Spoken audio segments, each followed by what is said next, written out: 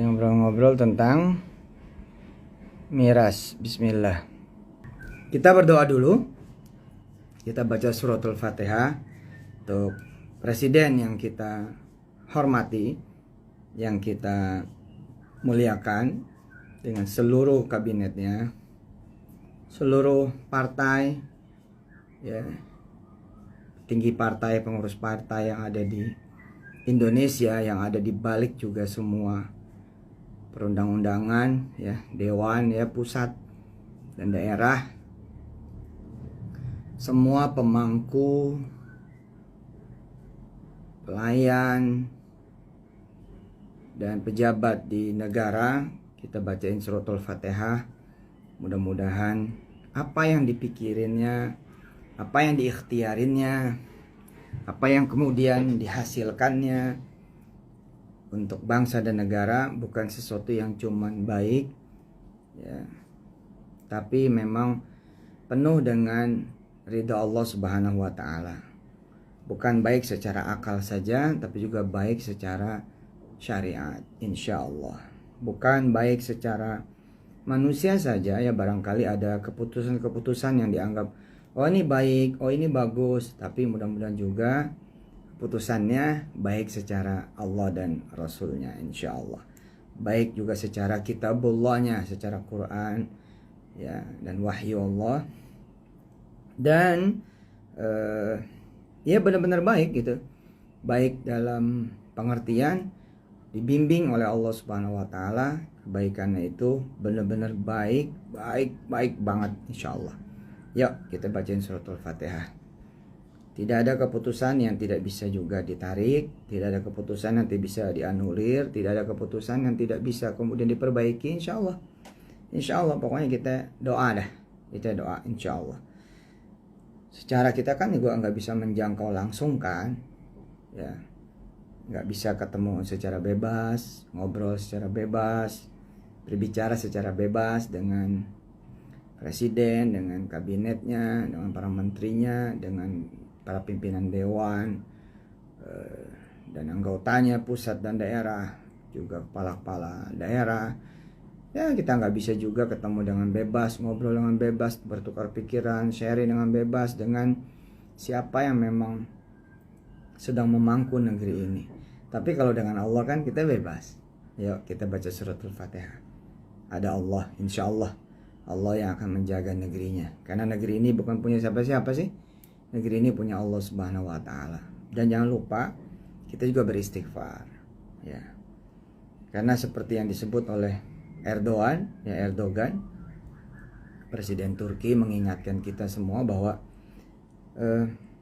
kepayahan kita, kerusakan kita sendiri, termasuk saya, ya, minta didoain biar diampunin oleh Allah Subhanahu wa Ta'ala gitu, ya, dari dosa, maksiat, keburukan, dari kesalahan saya pribadi. Nah, kedunguan kita, ketololan kita, kebodohan kita, ketidakbersyukuran kita, ketidakpatuhan kita juga terhadap agama, perselisihan yang kemudian juga, ya, masih ada sampai sekarang, kebencian, narasi-narasi yang jelek, ya, atau sikap kita terhadap sesama yang tidak rukun, kurang berbagi, nggak peduli terhadap lingkungan. Bisa jadi itu juga akan mengundang, ya, hal-hal yang membuat kehidupan kita juga jadi bermasalah gitu. Akan muncul orang-orang yang mengganggu, akan muncul apa-apa yang mengganggu. Nah, obatnya itu adalah kita sendiri memang bertaubat. Kita bertaubat kepada Allah Subhanahu wa Ta'ala, ntar semuanya juga akan jadi baik-baik saja.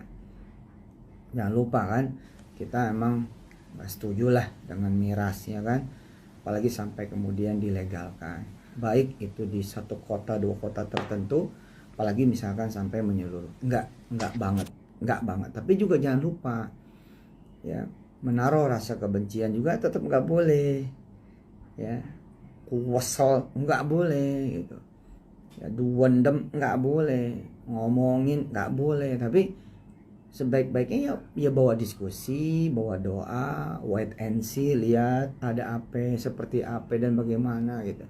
Siapa tahu juga jadi ilmu buat semua, ya kan. Seperti hari ini kita akan kaji dikit lah gitu Saya memang bukan MUI, bukan kemudian ormas gitu ya, tapi insya Allah kita coba ngaji, kita belajar gitu dari sudut pandang apa dan bagaimana gitu, sehingga ini menjadi ilmu, bukan menjadi kemudian dukung mendukung antara yang pro dengan yang kontra. Jadi ilmu, kemudian jadi doa.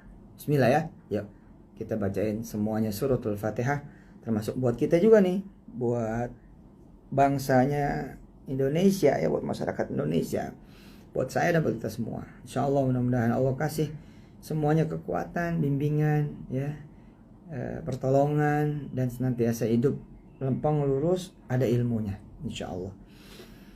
Ala hadhihi niyya wa likulli niyyatin salihah wa ila hadrati habibina wa syafi'ina wa qurrati a'yunina wa maulana Muhammadin sallallahu alaihi wasallam. Al-Fatihah. A'udzu billahi minasy syaithanir rajim. Bismillahirrahmanirrahim. Alhamdulillahi rabbil alamin. Ar-Rahmanir Rahim. Maliki yaumiddin. Iyyaka na'budu wa iyyaka nasta'in. Ihdinas siratal mustaqim. Siratal ladzina an'amta 'alaihim ghairil maghdubi 'alaihim waladdallin. Rabbighfir lana wa liwalidina amin. Ya Allah, kasih bimbingan, petunjuk, hidayah, taufik, kemudahan, kelurusan, kelempengan, nawaitu yang baik-baik, yang soleh-soleh, yang soleha-soleha ya, untuk Pak Presiden, Pak Jokowi dan seluruh kabinetnya, menteri-menterinya, kementeriannya, untuk seluruh para daerah, untuk seluruh pimpinan-pimpinan partai dan anggotanya, pimpinan-pimpinan dewan dan kemudian juga anggotanya pusat dan daerah yang memproduksi hukum, yang memproduksi undang-undang, yang memproduksi peraturan, agar semuanya berada dalam bimbingan-Mu ya Allah, berada dalam petunjuk-Mu, tidak sesat, tidak menyesatkan, tidak rugi dan tidak merugikan, dan kemudian meninggalkan apa-apa yang haram, lalu Engkau berikan yang halal, yang banyak, yang berlimpah, yang tidak perlu kemudian yang haram-haram, dan hanya menghasilkan kebaikan demi kebaikan. Ya Allah, berikan petunjuk-Mu juga, bimbingan-Mu, kekuatan-Mu untuk kami juga ini rakyatnya, masyarakat Indonesia, untuk para alim ulamanya, para tokoh-tokoh agamanya, tokoh bangsanya, dan bimbingan untuk siapa aja yang menjadi orang Indonesia ya Allah. Secara negeri ini adalah milik-Mu, bukan milik siapa-siapa dan bukan milik siapapun di antara kami. Ini adalah negeri-Mu ya Allah. Jagain negeri-Mu ini ya Allah. Ya Allah, ada urusan miras, Perpres miras, peraturan presiden tentang miras. Ya Allah, semua kami kembalikan kepadamu. Engkau yang maha mengizinkan, Engkau yang maha berkehendak. Tentu tidak mengizinkan dan tidak berkehendak ada sesuatu yang merusak negeri kami, bangsa kami. Jika ada yang diinginkan dari perpres itu ya Allah, dari keputusan itu, dari peraturan itu, dari hukum itu, dari perundang-undangan itu, yang terkait dengan uang, kebutuhan negara, kebutuhan rakyat, kebutuhan bangsa, kebutuhan masyarakat, maka Engkaulah sebaik-baik pemberi rizki ya Allah. Berikan rizki yang banyak buat kami ini di Indonesia dan di dunia, agar bisa mencari rizki, dapat rizki yang halal saja dan yang barokah. Ya Allah, wa sallallahu ala nabiyina Muhammad wa alihi walhamdulillahi rabbil alamin. Maafin selalu yang udah berbuat salah, maafin selalu yang udah berbuat dosa, maafin selalu yang udah berbuat keliru, maafin selalu yang udah berbuat maksiat, maafin selalu yang gak melibatkan Engkau ya Allah, dari siapapun, dari pimpinan kami maupun kami ini sendiri.